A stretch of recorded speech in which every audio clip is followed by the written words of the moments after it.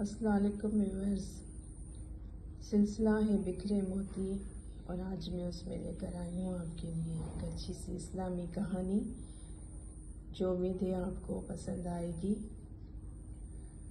حضرت مالک دینار کہتے ہیں کہ لوگ حج بیت اللہ کے لیے شہر سے روانہ ہو رہے تھے تو ایک ضعیفہ خاتون کو ہم نے دیکھا جس کے پاس سواری کے لیے ایک لاغر اونٹ تھا۔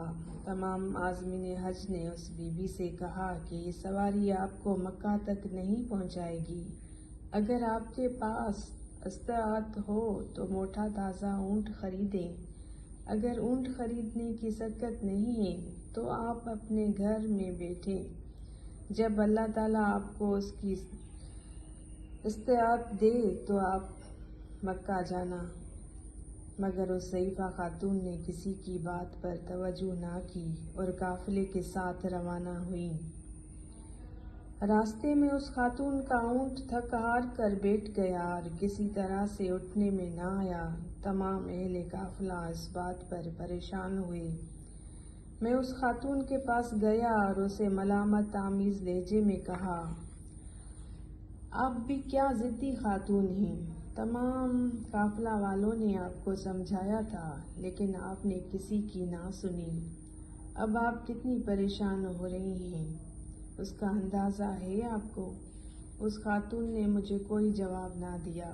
آسمان کی طرف اس نے سر اٹھا کر کہا، خدایا، تو نے مجھے میرے اپنے گھر بھی نہ رہنے دیا اور اپنے گھر بھی نہ پہنچایا۔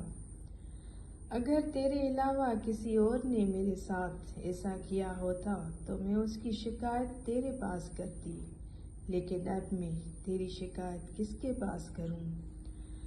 مالک کہتے ہیں اتنے میں نے دیکھا کہ ایک شخص ناکہ دوڑا کر اس خاتون کے پاس آیا اور اس خاتون سے کہا کہ آپ سوار ہو جائیں۔ خاتون ناکہ پر سوار ہوئی۔ وہ ناکہ بجلی کی طرح تیز تھا۔ تمام اہل قافلہ پیچھے رہ گئے۔ اکیلی خاتون اس ناکہ پر سوار ہو کر ہم سے آگے نکل گئی۔ پھر کسی منزل پر میں نے اس خاتون کو دوبارہ نہ دیکھا۔ ایک مرتبہ جب میں حرم شریف میں طواف کر رہا تھا تو وہی خاتون مجھے طواف کرتی نظر آئی۔ میں نے خاتون کو قسم دے کر کہا کہ وہ اپنا تعارف کرائے تو اس نے کہا، میرا نام شہرا ہے، میری ماں کا نام مسکہ ہے اور میری نانی کا نام فضا ہے، جو حضرت زہرا سلام اللہ علیہا کی کنیز تھیں، اور تم نے جو ناکہ دیکھا یہ جنت کا ناکہ تھا۔ میں نے اللہ تعالیٰ کو حضرت فاطمہ زہرا سلام اللہ علیہا کی عظمت و حرمت کی قسم دی تھی کہ اللہ تعالیٰ میری مدد فرمائے، تو اللہ تعالیٰ نے ایک فرشتے کے ہاتھ جنت کے ناکہ کو میرے پاس روانہ کیا تاکہ میں پیدل نہ چلتی رہوں، اور میں اسی طرح اپنی منزل پر پہنچ گئی۔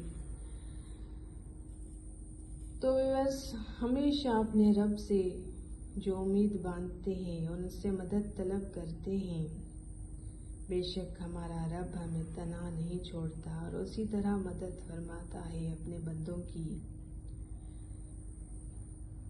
اللہ تعالیٰ ہمیں حق اور سچ سمجھنے کی توفیق عطا فرمائے۔ جزاک اللہ خیر۔